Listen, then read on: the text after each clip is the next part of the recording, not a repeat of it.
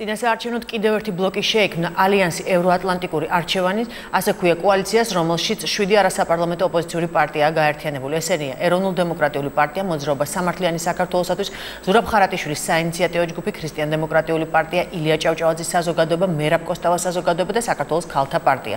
კოალიცია თბილისის მერობის კანდიდატს, ასევე სხვა ქალაქებში მერობისა და გამგებლობის კანდიდატს 24 აპრილს დაასახელებს. როგორც ახალი ალიანსის წევრები ამბობენ, კოალიციის წევრებს ევროინტეგრაციის კურსის მხარდაჭერა აერთიანებთ. ახალი ბლოკის პრეზენტაციას ნინო გომართელი დაესწრო.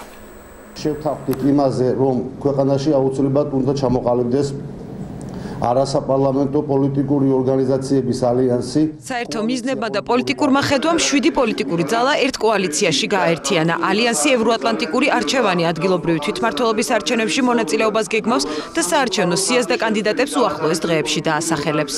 ის რომ ვართ არასაპარლამენტო ოპოზიცია და ჩვენი პოლიტიკური იდეოლოგია არის დასავლეთზე ორიენტირებული, აუცილებლად იქნება ასახული ჩვენი საარჩევნო ბლოკის სახელწოდებაში. შემიძლია გითხრათ, რომ მერობის კანდიდატი თბილისში აუცილებლად გვეყოლება და ის არ იქნება უცნობი სახე. კოალიციაში თბილისის მერობის კანდიდატზე კონსულტაციები მიდის, თუმცა ყველაზე რეალურ კანდიდატად სერგო ჯავახიძე სახელდება.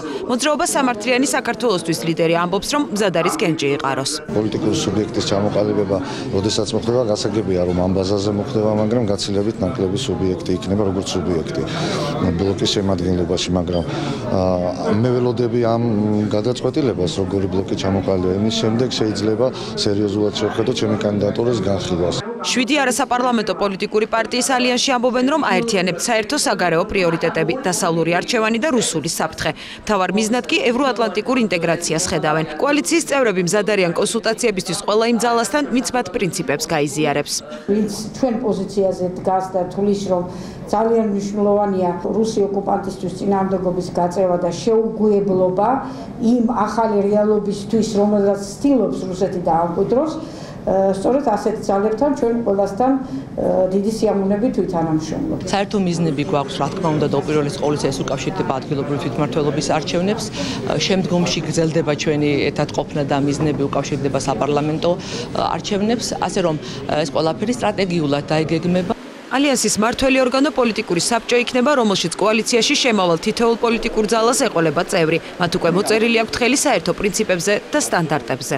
ჩვენ ღირებულებას წარმოადგენს ეროვნული ფასეულობების დაცვა და აი ამ ფასეულობებით ევროატლანტიკურ სივრცეში ინტეგრაცია. ასევე ჩვენთვის ძალიან მნიშვნელოვანია, რომ მაღალი ეთიკური სტანდარტები დავამკვიდროთ ქართულ პოლიტიკაში. საარჩევნო პროგრამის ასევე კანდიდატების პრეზენტაციას ალიანსი ევროატლანტიკური არჩევანი 24 აპრილს გეგმავს. მანამდე ლიდერები ამბობენ, რომ სხვადასხვა პოლიტიკურ სუბიექტებთან გაერთიანებაზე კონსულტაციებს აგრძელებენ.